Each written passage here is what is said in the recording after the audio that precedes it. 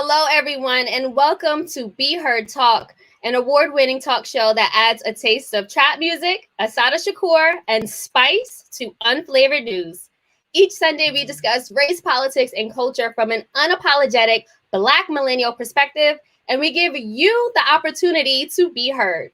So leave your comments on Facebook, Twitter, YouTube, and LinkedIn, and we will read them throughout this show. My name is Selena Hill, and I'm the founder of Be Heard Talk and the digital editor at Black Enterprise. And I am super excited to be here with you all on the last Sunday that Donald Trump will officially be our president. Later on in the show, we'll spend 30 minutes unpacking the impact of the Trump years and the lasting effects of Trumpism on our nation with our Republican friend, Pierry Benjamin, who is the former Director of Grassroots Outreach for the New York State Republican Party. Now, before I introduce my co-host, I want to thank our official media sponsor and partner, Black Enterprise, as well as our sponsor, Black Spectrum Theater. Start your subscription today and enjoy Black Spectrum home video series. Subscribe today to check out Once Upon a Lifetime on January 22nd and A Conversation with Vivica A. Fox on January 29th. You'll actually learn more about Black Spectrum Theater later on today when we play a clip from my exclusive interview with the founder and CEO, Carl Clay. In the interim, you can head to blackspectrum.com to become a season pass subscriber and to learn more today. Now, let's start this show by introducing my co-host, Stanley Fritz. A conversation hey, Stanley. With Fox. I want to be part of that conversation. Hey, y'all, this is Stanley Fritz, your favorite former engineer on the PC 1s and 2s. I am now mostly on the keyboard 2s and 3s. You can follow me on Twitter at Stan Fritz. You can follow me on Instagram at Stan Fritz. You can follow me on Snapchat at Darkskin Swindle, but I'm not there. But if you're on those clubhouse streets, I'm in those streets too. Mostly in the most ratchetest, messiest rooms. Come join me as I listen to other people talk about their own problems. It's very entertaining. I'm mad hyped to be here today, by the way. Selena, who else we got on stage? Yes, so joining us on the show, we also have Be Heard Talk correspondent in Harlem's very own Damond Stubbs, who is the founder and organizer of Conscious in Pentecost, a faith and justice initiative. And he is also a former executive leadership team member of the New York Urban League Young Professionals. Hey, what's up, David? Hey, what's going on, family? How y'all doing? We are doing well. How are you feeling? I am feeling anxious to get this conversation on today. That's what I'm feeling, y'all. And so are all those watching. So the people are going off in the comments. They seem just as excited. Let us know where you are checking in from. Drop the initials or the city that you're in. And thank you so much for the engagement. So Stanley, without further ado, let's kick things off with the news roundup. Yes, thank you so much, Selena. So listen, guys, this is the news roundup where we talk about things that make you laugh, cry, curse, flip a table, say vaccines are going to put a chip inside your body and make you gay, and or just ask what the heck is happening at the U.S. Capitol. And we got a pretty big, packed list of stories. But first, in the most shocking / unshocking story of all time, we have now learned that multiple firefighters, and wait, guys, police officers were discovered to be white supremacists and were at the Trump rallies. Can you believe it? Who would have thought that the people who endorse Donald Trump and shoot black people for fun would be white supremacists? Selena, what do you think about this breaking news? Okay, we're being super facetious and sarcastic, but it's sad. This breaking news is very, very sad. The fact that, the cohort of domestic terrorists we saw surge on the Capitol, siege the Capitol at that, happen to be the people that we pay as taxpayers to protect us. It's very sad. We know, to me, it just goes back to the history, right? We know why the police force was even started. It was after slaves were actually freed, and they wanted to still control African Americans in this country. So it's like the same people that were once slave masters and once wearing those KKK uniforms have now put on a different uniform. And they happen to get paid by us. So it's very sad and disheartening. I think that everyone who was part of the storm on the Capitol needs to be arrested and needs to be held accountable, because we definitely need to stop this madness now. Well, Selena, if the cops were at the protest, who gonna arrest the cops? Yeah, that's what I'm saying. We need to purge police institutions. I mean, I'm all for defunding. We've even talked about abolishing police institutions, but I think that that's something that's going to happen on an incremental matter. Yeah, but I think as of now, we definitely need to, you know, figure out who was there, identify them, and they need to lose their jobs immediately. Damon, how did you feel when the news told you what you had known all your life? Yeah, all my life. I was like, oh, duh, bro. I mean, we've been through this. We've been through this. I remember sitting down with my uncle who was in his 80s a few years ago, and he was looking on television during a lot of the uprisings, and he said, Damon, this is nothing new. The police now are just being caught. He grew up, of course, in the 40s and in the 30s and things of that nature, understanding that this has always been. This is nothing new. And what this also does is it refutes this narrative that I hear a lot that, you know, these are just a group of disgruntled, undereducated people who are impoverished. Everybody's from the Appalachia. Everybody's from rural America. Everybody is from the trailer park and they're just upset. No, dog. No. These are Ivy League educated, police trained, military, teachers, counselors, professionals, Wall Street business people.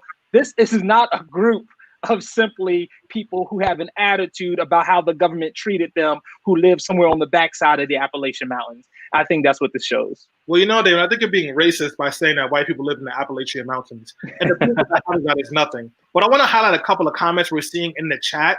We can just highlight Nicole's comment real quick. I thought that was a pretty interesting comment on her part, just talking about the way that, like, we've seen this happen all the time. And the reason it happens is because of white privilege. It really is as simple as that. The way those white folks ran into that Capitol, was hitting police, was stealing stuff, and got to walk out on their own, they would have had to carry out those black bodies. I also wanted to go to Willie's comments.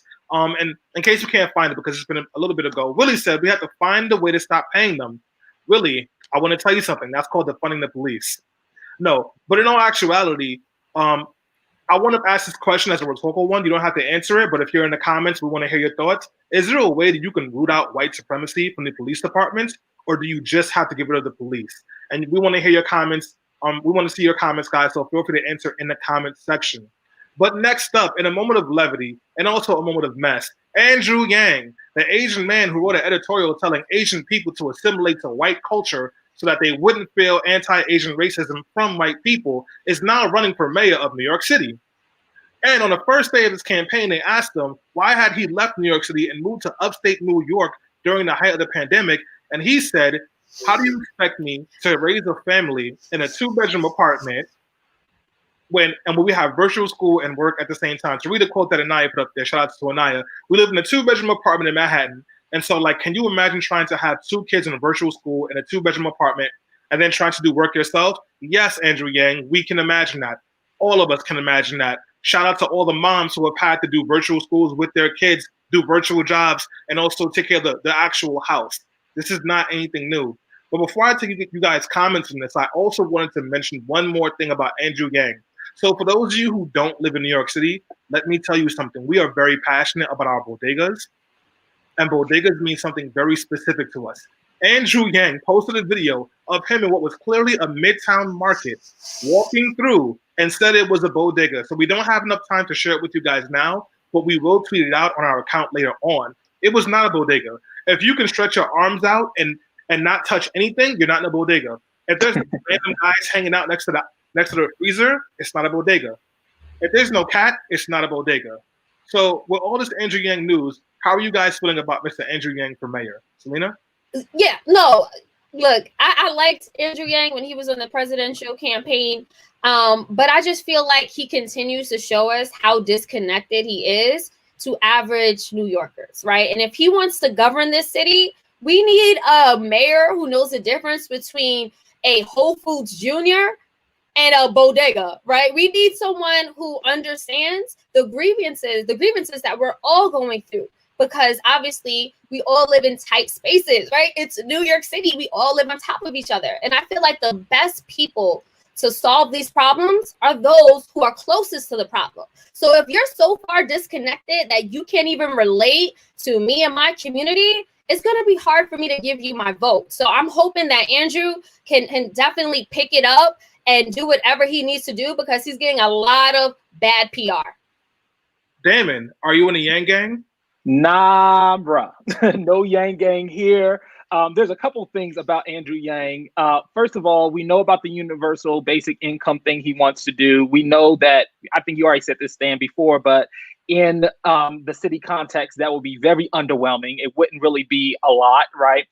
Also about Andrew Yang, we also know that he hasn't voted in local elections. You know, he hasn't himself participated in choosing mayors for New York City's leadership. So that alone right there is a little off. And also, I can't just imagine Andrew Yang having any other policy or really going head to head with the police union. I don't imagine an Andrew Yang doing something in housing. I don't imagine an Andrew Yang really hitting other issues. I love people who have ideas. But you can't just simply govern off of one big idea. It's more than that to the city. So, Selena, I know we're getting a couple of comments. You want to share some of those comments with us? Yeah, sure. So we had a comment from Respect Eli, via Facebook. He says Scott Stringer for mayor, and he wasn't the only person who is calling for Scott Stringer to be mayor. Another person is saying Mike Tyson for mayor. Right, he does it. He's on a cannabis farm somewhere in the Midwest. In the Vegas. Right. So I just want to say that it doesn't seem like we see a lot of fans of Andrew Yang, at least not in the comments. Thank you so much for dropping your feedback. Thank you, guys. Keep the comments coming. If you're watching the show, you're having a good time, or it's getting you mad, take a screenshot of what you're watching, post it on Twitter or on Facebook, add us at Be Heard Talk, and we'll make sure we retweet and comment. Once again, take a screenshot of the show, write a comment about what you think about the show, what you think about the topic, and add us at Be Heard Talk, and we'll make sure we get back to you.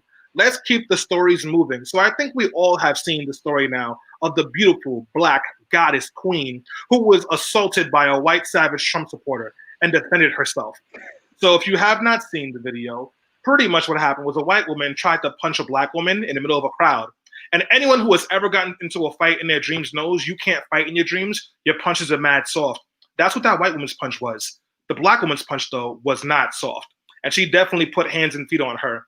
That Black woman has since now been fired. If you want to see the video, Black Enterprise has a really good article about the entire story, including the video that you guys can watch right there. Black female security guard terminated after punching Trump supporter in viral video. Now, while Let Your Voice Be Heard and Be Heard Talk, we do not support violence. I will say Black Lives Matter. Damon, what do you think about this video? First of all, I want to know how she get fired quicker than the officers that did the chokehold on Eric Garner. You know, that alone right there just blows my mind that she can get fired that quickly. But we see a lot of these policies throughout many private companies, fast food, retail, even at the bank. You are expected to really de-escalate. You're expected to back away. You're expected to restrain yourself, even when it's self-defense. So to me, I feel as though she shouldn't have been fired. Evidently, she wasn't the provoker, especially in the context of what was happening.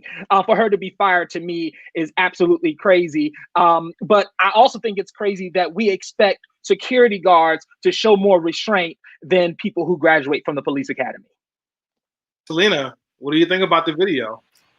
So I saw the video a few days ago, but the thing I wanted to highlight was the MAGA protester's daughter, who's another hero in this story. Her name is Helena Duke, and she is 18 years old, and she's the one who outed her mother as the security, as the woman who agitated the security guard and then forced her to act in self-defense. So Helena tweeted out, and I quote, "Hi, this is the liberal lesbian of the family who's been kicked out multiple times for her views and for going to Black Lives Matter protests to care what happens to me." So, and then not only did she out her mom, she outed her uncle and her aunt, who was all at this rally. And she is the reason her mom no longer has a job and may face criminal charges. Look, we live in a different time, right? And even though we still see egregious murders and violence disproportionately affecting and hurting our communities, we live in a time where everything is captured on camera. And at the very least, you will be held accountable in the court of public opinion. So I'm urging Trump supporters, MAGA, all these people that Donald Trump is inciting, do not become violent, because this shows you, number one, you will catch a fade, and number two, you'll probably be caught on camera and be embarrassed, maybe even by your own family members. Speaking of fades, Anaya, do you have said fade available for us to see?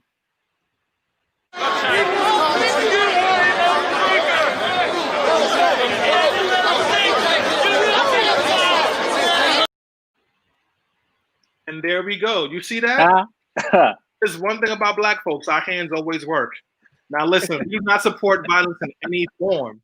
But you can't just go, like, first off, did you guys see the punch? It was like one of those punches you throw in your dreams when you're fighting against somebody.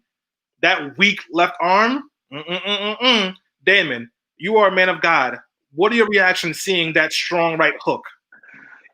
I believe in self-defense with all my soul. You know what I'm saying? So definitely, and she, listen, the context of the environment, right? You don't know who's touching you. You don't know what's going on. So I feel as though, once she found out who it was, she did what she did. But no one also didn't see that white man take a swing at that Black woman, though, after that Black woman defended herself. So I think that that's something to also observe. So that is a fact. And I also want to point out that she lost her job. However, people are posting her Cash App on social media. It is flawless with 5 S's. Again, that is $flawless with 5 S's. I'm not saying that you have to send her money, but I'm telling you that I did. So, folks, we are running short on time, so I want to bring us to one more story. This story was a pretty big deal. If you missed it, I'm sorry you missed it. We will tweet out the link later. But Alexandria Ocasio-Cortez went on Instagram Live and recounted what happened while she was in the Capitol, while all these crazy white folks were pulling up, trying to murder her and other Congress members. In it, she calls Senator Hawley and Cruz white supremacists. She says they need to be expelled from Congress. She says these people need to be held accountable. And she pretty much says, even if you did not go out there in the Capitol, if you are encouraging these people and you are an elected official, you do not deserve to be there. I was glued to my phone for a good 45 minutes watching her speech. Before I ask folks about the speech, I know we do have a really good comment from Veronica, so I want to highlight that for 2 seconds. Veronica, let's see what she's saying. And folks, don't forget, we like to highlight comments. We want your voices to be heard, so make sure you're leaving comments so that we can highlight them. Veronica from LinkedIn says, yes, she called her mom out for hypocrisy. Veronica is talking about the daughter of the white woman who got the hands put on her for punching a Black woman. Her daughter went on Twitter, retweeted the video, and then put out all the family members' information out there. They're all getting arrested and or fired. But back to AOC. Damon, did you see AOC's IG Live in real time, or did you watch it afterwards? I did not see it in real time, but I did watch a good chunks of it afterwards. One of the things that really, really hit home in that is when she began to describe her being sequestered with other members and her not feeling that she was safe even among elected officials in Congress, that she herself didn't even feel safe in her own person when her colleagues are around her due to maybe their participation or their complicity or their involvement on the Capitol attack, on the insurrection. And I think that was a real moment. But I also think it reflects a lot of the feelings that sometimes we as Black people have when we have to work in environments with people and really be in the foxhole with them or on projects and on teams where maybe they themselves may not have our best interest in mind. It is definitely a rough time when that happens. So, shout out to AOC for really sharing that and being raw in her emotions when it comes down to that and being vulnerable.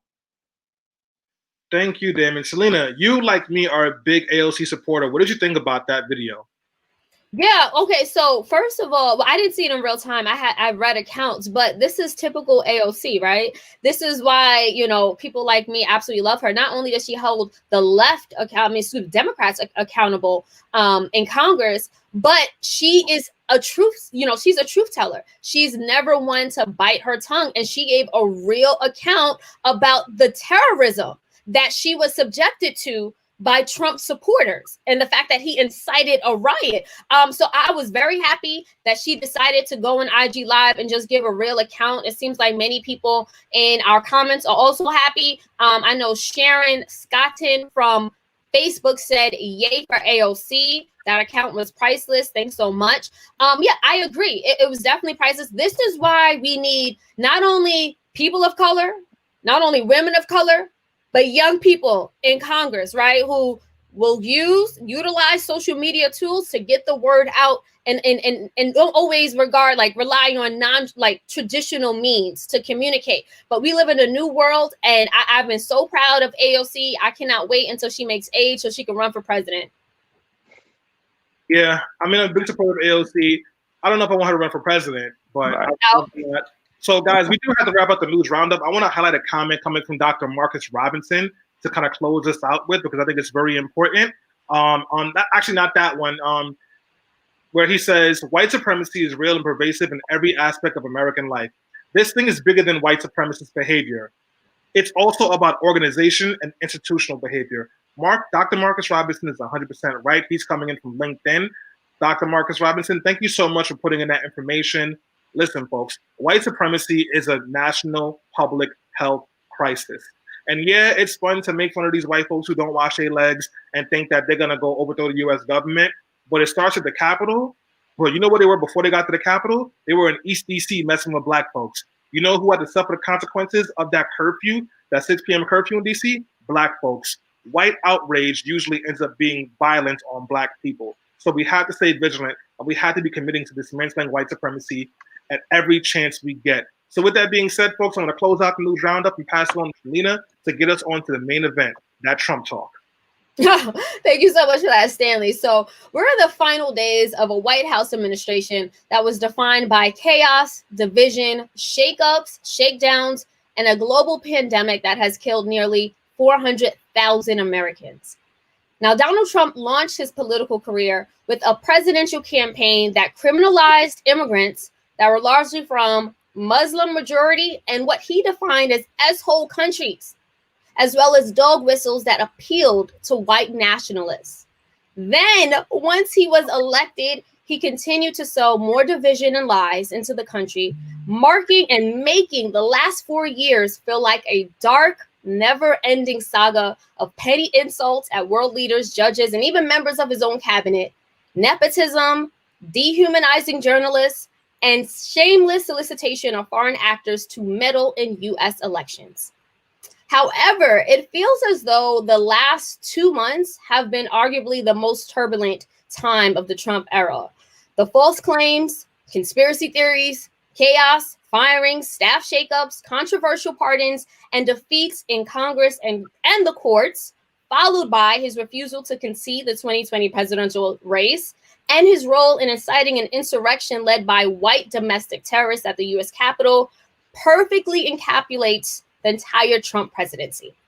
So, for the next 30 minutes, we'll question whether there is actual meaning from this wild barrage of scandals and controversies, lies, and hate mongering that has made us all feel like we're living in the Twilight Zone. Joining us for this discussion, we have our friend Pierry Benjamin, who is the former Director of Grassroots Outreach for the New York State Republican Party. So, Pierry, I just gave a very grave overview of the Trump White House and its impact on our nation. As someone who has been very vocal about supporting Donald Trump, how would you define the Trump presidency? Thank you for having me, Selena. I'm really humbled to be here, that you guys invited me. I want to shout out all you guys for your work and advocacy, not just here and today, but for quite some time. Damon, regretfully, I'm just meeting you for the first time, but it sounds like you have quite a plethora of experience. If I'm going to be honest and express the last 4 years, for me, it's been obviously different than many of the people who critique me, with great respects, and the paradigm within even in my local community. All the more reason why it was necessary to express not only a difference of opinion, but the leverage it yields. So over the last 4 years, these are some of the things that I've personally experienced and have seen, not only in just the same media that we're all watching, the narratives, the regretful challenges that takes place in a global pandemic, but despite and beyond that, as it relates explicitly to people of ethnicity, over the last 4 years, I've seen a marginalization in not just the political, social, and economic leverage of the heterosexual Black man in the United States. We've seen grave and sincere economic challenges for poor people who have already been poor prior to in the United States. We've seen unfortunate loss particularly over the last year with the global pandemic here in the United States. And we've seen a government, for lack of a better terms, and to be blunt and forthright, bipartisanly, seductively limit economic advancement of its own people to satisfy the economic advancement or projects overseas. And for me, and I say specifically because I've advocated differently, right? Like many of you on this line, I advocated as a Democrat very early on. I've worked with local Democrat officials. I have criticized because it is necessary to criticize. So my biggest challenge over the last 4 years isn't that people criticize Donald Trump. I think that was important. What marginalizes that criticism is that we're only doing it on one political side when both political parties have been guilty about the demise of poor people, African-American families, and the socioeconomic disparities that these families have faced here in the United States. So the last 4 years were something for people who have or had the privilege to engage. Like I don't know if you're saying something, Selena. It looks like you're trying. Yeah, no, I just wanted to specify. So I just wanted to know, how would you define the Trump presidency? Because I agree with you that we need to criticize both parties. But what about did you have any criticism or applause for that matter of Donald Trump in the last? No, the things that I didn't like about him, I was very vocal on. I've had it on my lives, specifically when they said he lost. I think he should have conceded, not just for the sake of democracy, but I was at the inauguration where Donald Trump, in his own words, stated he thanked former President Obama for making that transition. And he said, and I quote, how important it is when George Washington did it. And he gave historical precedence as to why that's important. The challenge that happens, and I feel that will happen maybe in the future, I hope it doesn't, is when we have an election cycle that's not respected on both sides. And pay very close attention. If it's not respected by both sides, regardless of the outcome, then the people engaging in that democracy, especially and specifically since we the people not just make up democracy, but the United States postures itself in being the expert of democracy and sells that globally. So for us to not have that, and the lack of, for lack of a better terms, of his ability to concede in that moment, not only makes it very difficult for a country to move forward, but it also really undermines that very democracy that the United States postures and sells globally. Agreed. So, Agreed. I sorry, won't. Pierry. We just need to just try to keep it moving if you just want to land the plane a little bit. Sorry. So as it relates to the last 4 years in his presidency, what I can tout that I think him taking a good Obama economy and making it better, I think is important. In all the ways that Obama took a very poor economy from a Bush administration and made something out of it. How people criticize that, that's on them. And political parties will do that to maintain competitive nature. But I think those were some positive things. What's regretful in that is the poor people who don't normally participate in that regretfully also missed out. And I won't allow political affiliation to marginalize that. What I also think was very challenging over the last 4 years is a racial divide that has been fueled. Now it's fueled on several accounts. It does, but hold on, Pierre. We're gonna have to just hold it there. Damond, Pierre said a lot, and I want to get your thoughts on the Trump presidency. Pierre talked about a lot of things. He also talked about the economy being much better at this time. This is one thing that I do think some of our friends on the right would posture when thinking about or recapping the Trump presidency. How would you define the last 4 years? If I can take a title of a Hulu original, I will call it Little Fires Everywhere. Simply because every aspect of the Trump administration, unfortunately, we found little fires. And when you have little fires everywhere, it's a constant distraction. Not only are things burning, and not only were there things within our government, aspects of our society, cultural, politics, policy issues that were burning, they became distractions. So as soon as you began to try to put out one fire, expose one lie, talk about one issue, get down to the bottom of another one popped up over there. Unfortunately, this administration has been full of little fires everywhere. And I'm trying to keep it short here, but when it comes down to the economy, Pierry did say something that I would say that, yes, President Obama took a horrible situation, made something really, really good out of it. And he said that Donald Trump made it better. I'm not sure if Donald Trump made it better per se. There are things around the economy. My problem is with President Trump is the narrative he has created around it, saying that, oh, President Obama did nothing, that this is the best.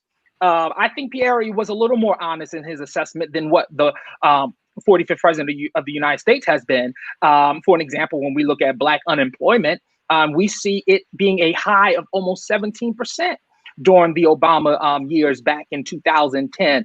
And literally that unemployment rate for Black people going down to around 7% by the time he leaves office. And then under Donald Trump, after 4 years, going down an additional 2%, even though white unemployment is still twice as less.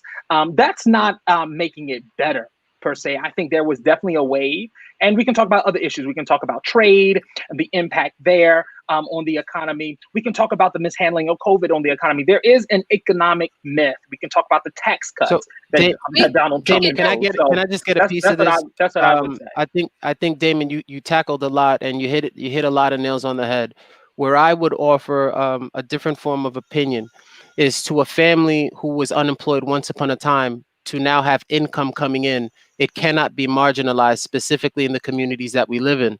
So taking it from one scale, and I can criticize, but I'd never marginalize the accomplishments of the Obama administration. My criticism that comes with it, as it relates to your comment, is to say that if it was 7 and went down an additional 2%, to marginalize that additional 2%. That momentum is important. I'm not marginalizing the 2%. What I'm saying is I disagree with the false narrative that my specific comments was around the president's narrative when he marginalized. Yeah. So remember, hold on, Pierre. Remember, the initial question was around my critique on Donald Trump's presidency. Part of my critique was the way he creates a false narrative and exaggerates falsehoods when it came down. So that's what I was showing. We are at the lowest unemployment rate for Black unemployment. Thank you for holding up, Pierry, and thank you for clarifying. I do want to go to Damond King's comment. He left a really good comment. I think it was via Facebook. So let's pull up. It was a long comment. Damond Blanco from Facebook says, Trump was never for all Americans. It showed in his words and action, even down to what happened on 1/6/21 events. He sympathized with his supporters, even saying he loved them, but condemned others. Trump is the worst president of my lifetime. Thank you for leaving that comment, Damond King. Stanley, I want to get your voice in here. We've had some back and forth and some critique on the presidency as well as the economy. What is your opinion? So, I appreciate both Damon and Pierry's comments, but I want to just circle on the facts. So the Obama-Biden administration had the sharpest decline in Black unemployment in U.S. history. And actually that 2% bump that Trump likes to take credit for is actually just overlap from the Obama economy. So if you notice, the unemployment rate went down by 2% over the first 2 years of Trump's administration, which was still the impact of his economy. That number stagnated after the Trump tax cuts, which cut the revenue in the U.S. government by at least 12% and forced us to have to make other cuts to other programs, which ended up impacting Black unemployment. So Trump actually didn't help the Black economy. He made it worse. And according to Market Watch, the Trump administration has been disastrous for Black people, not just economically, but also in consumer protection, with more organizations feeling empowered to take advantage of Black communities with no oversight at all. So thank you for that. So, Pierre, we do want to keep it moving, but I will give you 30 seconds to respond, and then we'll move on to the next question. In regards to both the comments of one putting out small fires and Stanley's comments of making it worse, I can't name a single administration that has ever existed that may not have had small fires or issues that existed throughout the administration. The only difference that we'll see now, particularly as Trump has some people may say antagonized media or has a poor defense against media, the entire presidency from day one has been in opposition with media. So any flaw that he may have had was made extremely transparent.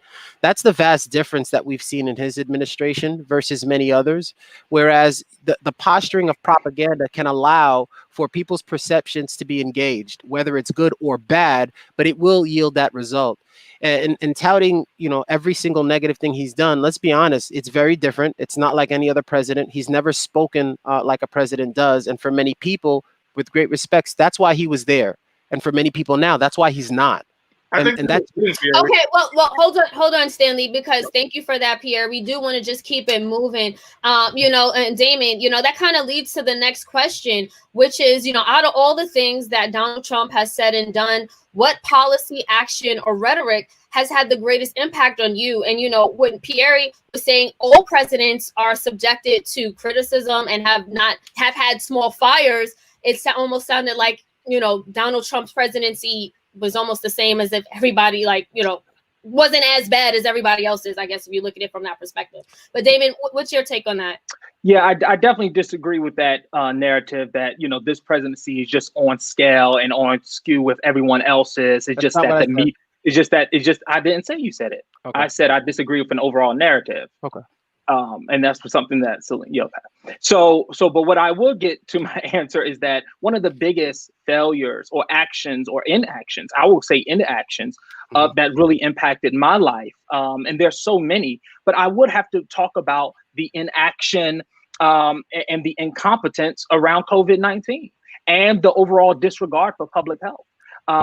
And I would have to put that out there because I think there's no one that has been untouched, whether economically, whether losing family members. And no, I'm not saying that President Donald Trump created COVID-19 in a lab somewhere and that he's responsible for the creation of the virus. But what I am saying that under his leadership, he is responsible for neglecting the facts, for disregarding the issue, and for offering a narrative that was really anti-public health.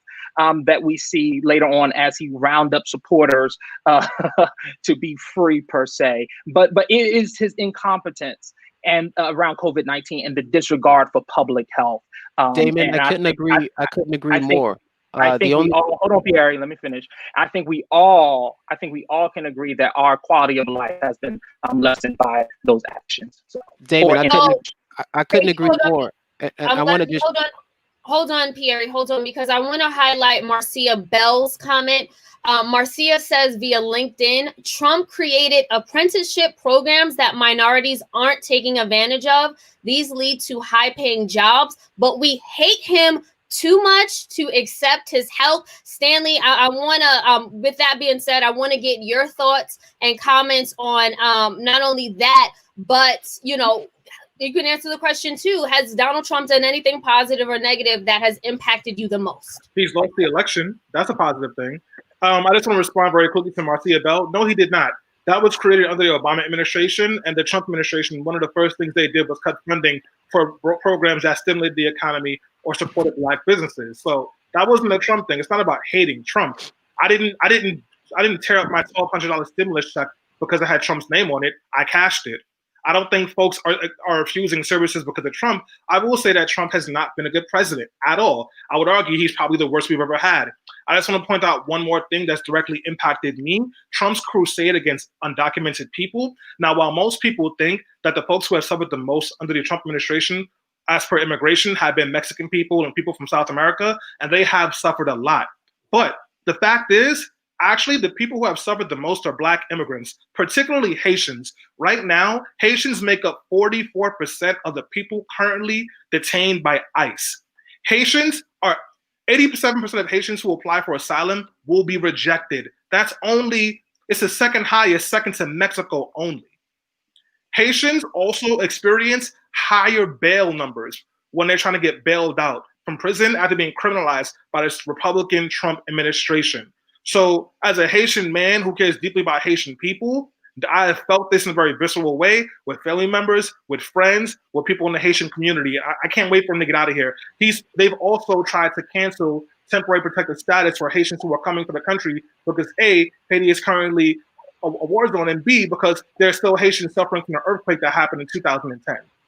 So let's dig Pierry, you're let's also dig deep Haitian, into that please. 100%. So Go ahead. let's get this out the way. The reason I wasn't no longer with the RNC is as opposed to the shithole Haiti comments, of which case that you would have heard it on CNN, except they had a biased position of me that I didn't want to just bomb Trump. I didn't appreciate how Haiti's used as a social pawn, often to yield a political result.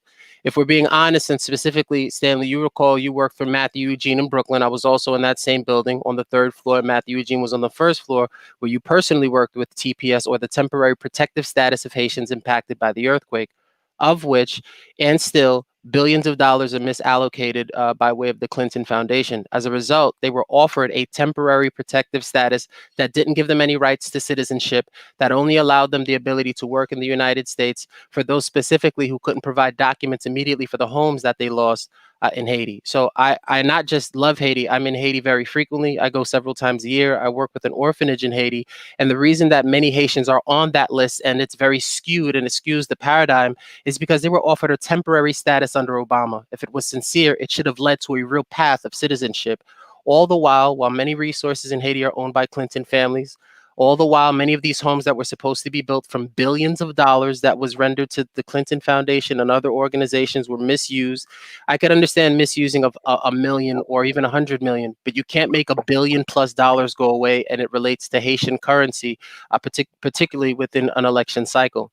And so if we're going to be very forthright and honest, yes, those Haitians are on that list because something temporary is set to expire. Licenses expire, passports expire, and when they expire, you have to renew them. In this case, and regretfully so, under a Democrat administration, they weren't given the opportunity to have it permanently. It was extended under Obama twice. It was even extended under Trump, and said he would not do it any further because of the leverage that was given by way it was given to these people wasn't a long-lasting thing. So I agree with you, Stanley, that something should have been done. It doesn't exclusively fall at the arms of this president, but also gives the example of what I gave earlier. These challenges of immigration has existed. It existed under Bush 1, Bush 2, Clinton. Every single one of them have mentioned immigration. The past administration, Obama administration, deported more people, be it for crime, them expiring their the stay here, the separation of families at the borders. I will criticize how they've separated the families and the results of children. It's disgusting, but regretfully so, the language of the law permits such things to happen. And we've seen that grunt under this presidential administration, yes, but it's not like it wasn't there prior to. Regretfully so, and one of the points that I wanted to add, Damien, as it relates to COVID. No, Pierry. I want to give Stanley 30 seconds to respond to the direct comment you said to him, and then we're going to have to keep it moving. Go ahead, Stanley. That was a lot. I'll try to keep it quick. Pierry, I think you try to conflate 17 issues into one issue. They're connected. When I worked at Matthew Eugene's office, Haitians were being provided temporary protected status because of the earthquake, not because of the Clinton Foundation. Not because of what? Not because of the Clinton Foundation. No, let's not confuse the two. They are very connected, Stanley. They're extremely connected. They're not. Yes, they are. Pierre, they're not. And here's how. Actually, I think you're getting your information wrong. It was the Red Cross who raised $500 million to build homes in Haiti and only built 12. I know that because I wrote about it and we talked about it on our show 4 years ago. Did the Clinton Foundation take any money? Hold on, Pierre. Did the Clinton Foundation accept any money? And then also, hold on, Pierre. The Trump administration is not deporting people convicted of crimes. Actually, 60% of the Haitians who've been deported under the Trump administration for crimes were not actually convicted of anything. 40% of them were arrested for small things like traffic violations or parking tickets. And then because of a Trump law, I think it's called Issue 135, those cops can then refer those people to ICE. And then they were taken away. And Haitians, unlike any other group besides other Black groups, are almost instantly deported with no trial or lose their trial. So I get that you want to support the Trump administration, but I want to really implore you to stick to the facts. This is much bigger. Hold on, Pierre. We do got to keep it moving. We will give you some more time to follow up with comments. So thank you for that. Damon, we haven't heard from you in a while. Definitely want to get your voice back into the conversation just to move things along. What lasting effects will the Trump administration have on the nation and the world at large? I think on the nation, there are a couple lasting effects. One, I would say definitely the justices, right? The Trump administration's rush to really put judges in place and nominate judges, which is his presidential right. But that will have a lasting impact on our nation. These are lifetime positions. And I understand the facts. I know that Trump has only put in a little bit over 200 judges, and that other presidents have put in more, but they have put in more over 2 terms. Trump has put in almost double as they did in their first term as he did in his first term. So definitely, and has put in just as many federal appeal court justices into their 2 terms. He's done it in 1 term. So that's definitely going to have a lasting impact. And I also think bringing things that were once on the fringe, bringing things like Trumpism, white supremacy, and things of that nature, and really dignifying it with a spotlight and a stage and a platform, that is something that I believe has the ability to definitely outlive his administration and may even outlive his lifetime. Of course, white supremacy has been here. Of course, this nation has been racist before Trump. Trump is not responsible for the racism of America. But what I would say is Trump does have a role to play in the way he dignified such groups and dignified such rhetoric by endorsing it with the presidency of the United States and giving them a national platform and making them almost one with his platform and calling them very fine people and making sure that he loves them. And to hear that from the White House, that will have a lasting effect. There's an emboldened that has happened in this nation. So, thank you for that, Damon. Pierry, did Donald Trump dignify and embolden racists, white supremacists, white nationalists, whatever you want to call them? I think Donald Trump's presence as it relates to race is much like the United States presence as it relates to race. It's an ignorant paradigm. It is one-sided. It is the understanding that Can you clarify? I'm sorry. Can you just clarify? So if we're going to be honest, if we look at things like either crime bills in this nation or the history that led to crime bills in this nation, both political parties are responsible for it. And so what Donald Trump is, or Trumpism, or what you'd like to regard as race in the modern form, is only the symptom of a much bigger economic racism that has taken place in this country. But we agree to that. No, we all agree. But did he embolden white nationalists? Because we agree to that. It's a symptom. I think things like the term of MAGA or his energy has a whistleblowing effect that encourages and empowers certain American people. And it is not to say that it is exclusive to those people. Yes, Damon. No, go ahead, brother. I'm responding. I'm not going to interrupt you. But I'm just, I think fine. So I think within that, and those people who get empowered or encouraged, has a paradigm that only fuels a particular divide. One in which I've never, not here nor anywhere else, have ever supported. None of which that I've ever held at a high regard. Because regretfully, and somebody else said it on this, I don't remember if it was Damon or Stanley, that sense of inferiority isn't exclusive to him as it relates to Donald Trump. And it's something that this nation will always have.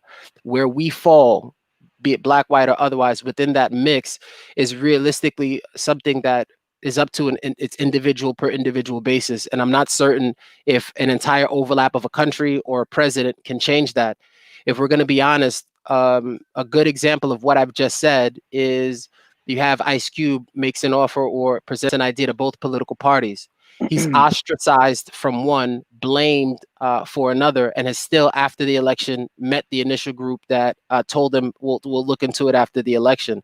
And so over these last few years, if we're looking at his presidency, regretfully so, African Americans still don't have a realistic and viable option. And that divisiveness is going to continue, whether it's going to be seductive and we don't realize it, or if it's blatant as saying that there's fine people on both sides.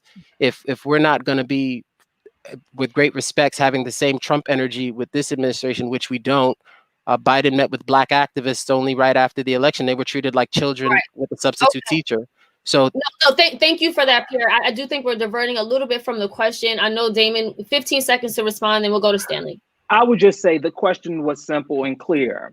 Did this president embolden white supremacy? Not fractions of MAGA, not people who like him. Did he personally, through his language, his rhetoric, and even some of his actions, embolden and give signals that this is okay, that this is something I understand clearly about the history of partisan politics in this nation and how Black people have gotten the rough end of the stick on both sides of the aisle. But to compare a crime bill, which of course had detrimental effects, which was supported by Black and white legislators, which we know now, looking back, that it was a no-go. To compare that to the result and the climax of what we saw on the 6th is totally, to me, uneven. So what? Not exactly what I'm hold, thank you for that. Respecto. To me, those are. No, Pierry, give me a minute. Yeah. So Respecto Eli had a comment also at 2:47. He also responded very directly to the question. He said, yes, Trump has emboldened them. Stanley, we haven't heard from you in a while. Thank you for being so patient. The question at hand, as we start to try to wrap this up, is what lasting effects will the Trump administration have on the nation and world at large? Obviously, white supremacy is one of the things that are being talked about now. I think white supremacy is the thing that will be the lasting impact. We know that the world has always been racist, particularly the American democracy has been built off of white supremacy and enslaved Black people. But Donald Trump just reignited a fire that has emboldened people and turned the Republican Party into a white supremacist nation. And actually, what we might be witnessing is the beginning of the decline of the American democracy and the idea as we know it. Because when you have an entire subsection of people, 70 million people who voted for him, who believe that everything is a lie, that the election was stolen, that Black people are trying to steal rights from white people, that immigrants are trying to take their jobs, that gay people are taking rights from Black men, you are in trouble. All 70 million people have that paradigm? As I was saying, Donald Trump has not only stroked those ideas, he's encouraged them. So Stanley, all 70 million people have that paradigm? Listen, even if you don't walk with the KKK, if you vote for the Klansmen, you're a racist or you're a racist supporter. Bear with me. Every single one of the challenges. Pierry, also, guys, we got to do it one at a time. I'm sorry, Stan. My fault. Go ahead. I get it. We fired up. Listen, it's very simple. If you are white and you vote for a white supremacist, someone who has shown you they're a white supremacist, you support white supremacy. You are racist. If you are Black and you support a white supremacist and someone who has imprisoned 44% of Haitian undocumented people, who has pushed policies to get rid of implicit bias training, who has removed restrictions on police forces that have known to be racist, who has encouraged white supremacist groups to stand by and stand back, and then said, I will be with you at the Capitol when you ransack it. If you support someone like that and you continue to support someone like that, I don't know what to tell you. You're a racist. And if you're a Black, you're abiding a racist. And it's as simple as that. And Trump's legacy will be ultimate white mediocre supremacy. And if we don't do the work to organize white people and help them understand and see how white supremacy hurts them, we are all in trouble. And if we don't go talk to our Black and brown sisters and brothers who also support this white supremacist government and show them the way, we are all in trouble. It's just the facts.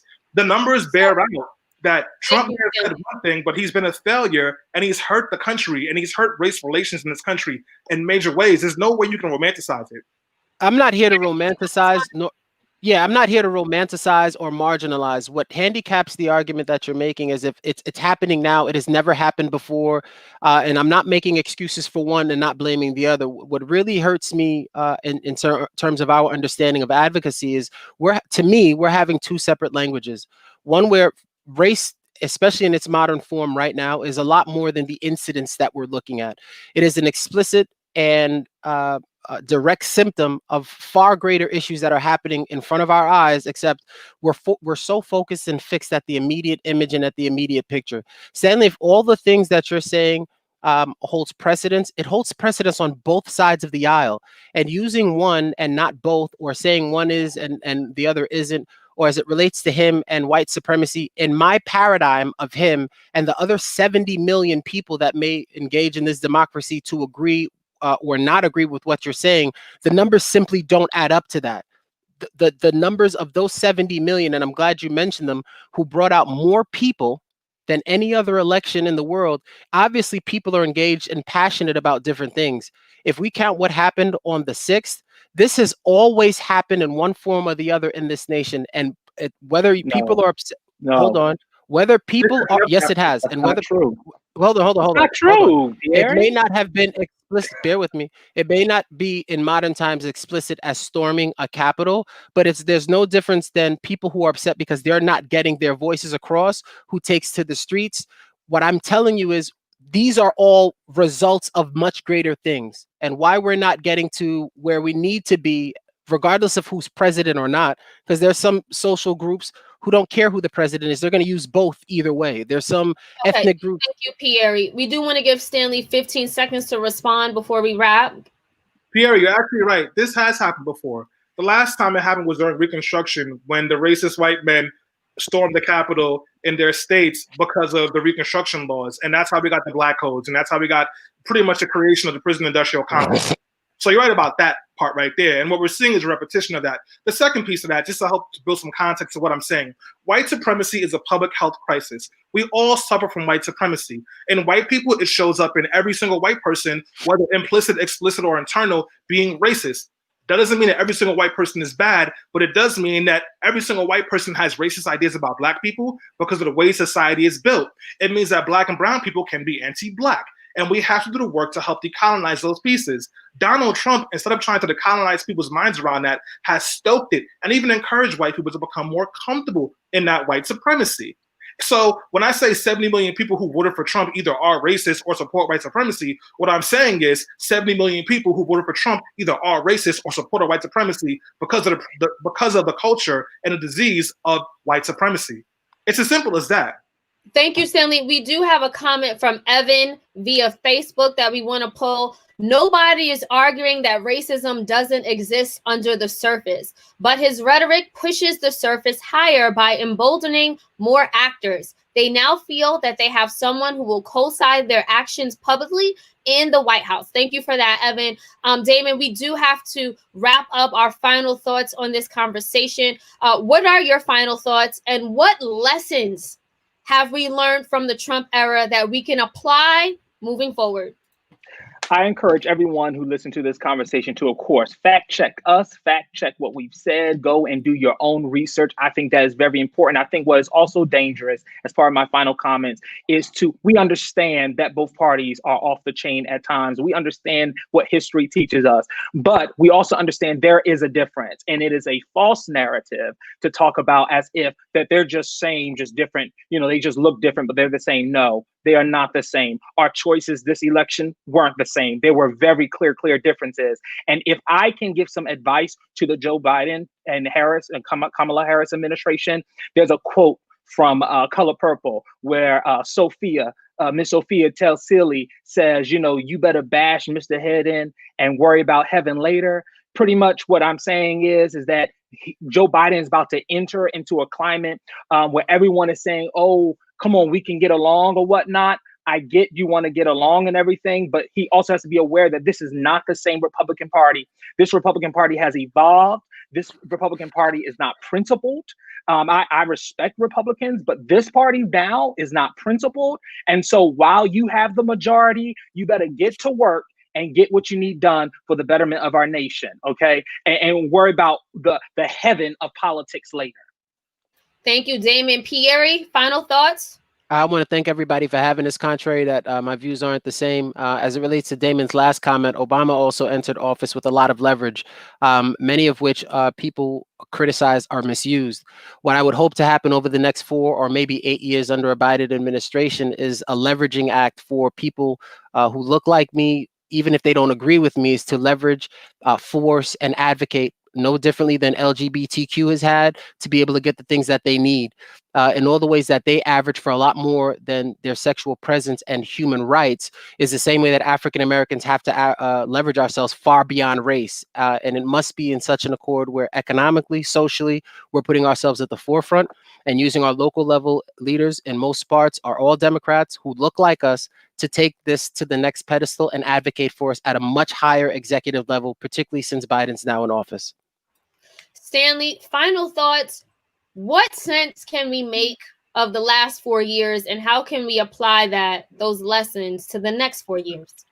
I think the sense that we can make from this is what white supremacy really is. White supremacy is the idea that white people are superior to other people and all the ideas under it, which means if you are black, or brown, woman, gay, lesbian, trans, you threaten that supremacy, which means you are a threat to them. And that's what we are witnessing. And we need to lift heaven and earth and bash Mr.'s head in, just like Damond said, so that we can dismantle this entire idea about white supremacy. Policy-wise, the Biden administration is here because of black folks. You need to pass reparations for descendants of American slaves. You need to pass student loan forgiveness. You need to pass Medicare for all. You need to get $2,000 a month going to every single person for the next year. And you need to accelerate the rollout of the COVID vaccine and create a fund for people who suffer from it, from the effects of the COVID virus. Finally, give the $200 million to Flint, Michigan, so they can get their pipes fixed and finally have clean water, and arrest the people who poisoned them, including Republican Governor Snyder. As far as me and the Republican Party, I think the Republican Party has shown you who they are. They are white supremacists, and if they're not white supremacists, they support white supremacists. I don't support white supremacists or white supremacy. I can't mess with them. They're done as far as I'm concerned. Thank you for that, Stanley. We do have to wrap here before we get to our sponsored content. So let me just end by saying this. You know, when Donald Trump was first elected, we here on Be Heard Talk, we unapologetically called him out as being a demagogue, a xenophobe, sexist, ignorant, and a liar. We argued that he was an authoritarian and that he loved authoritarians. We argued that he had no regard to the Constitution or for the law. And we argued that he himself was an enemy of things that are facts.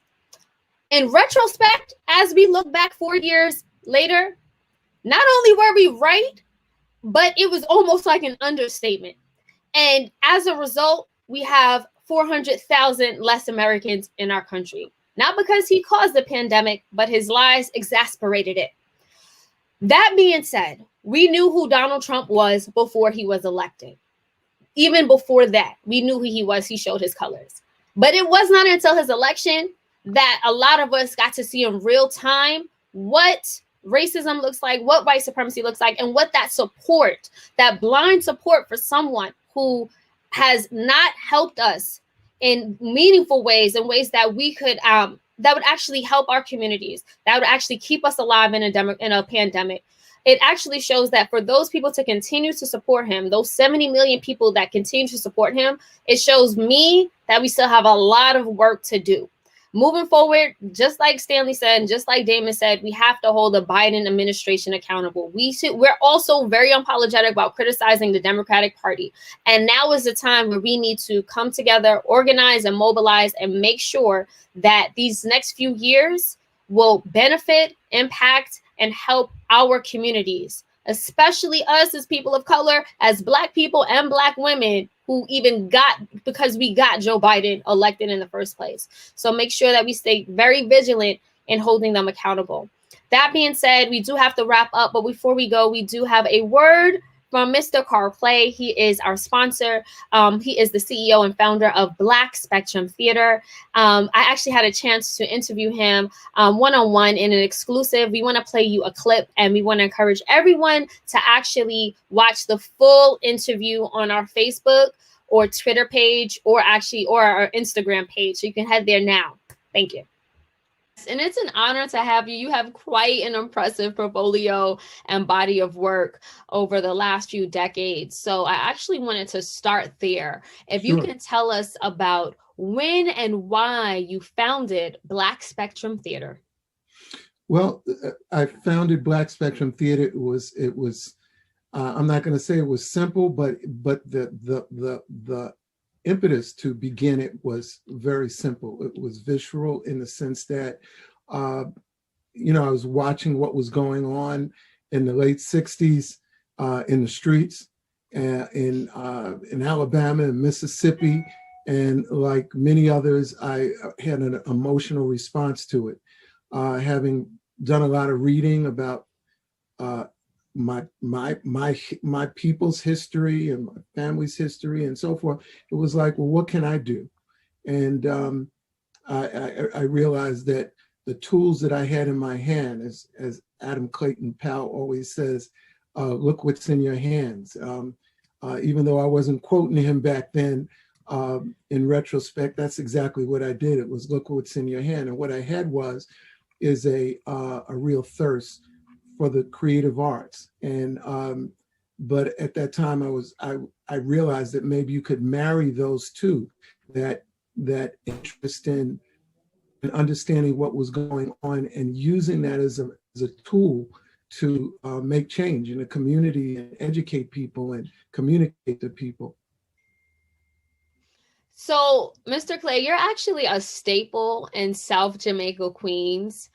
How has the Black Spectrum Theater really served this community? Well, over the years, it's occurred in several ways.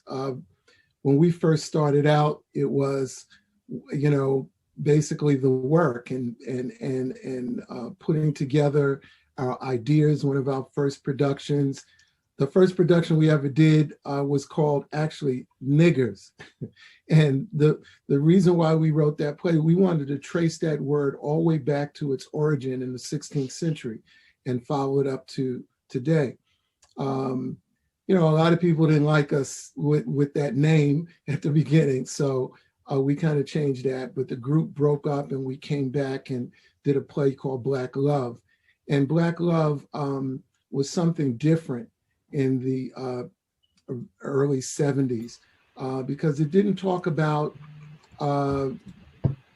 what other folks were doing to us. It just talked about how we could find love within ourselves and amongst each other to create a better community. And so that resonated.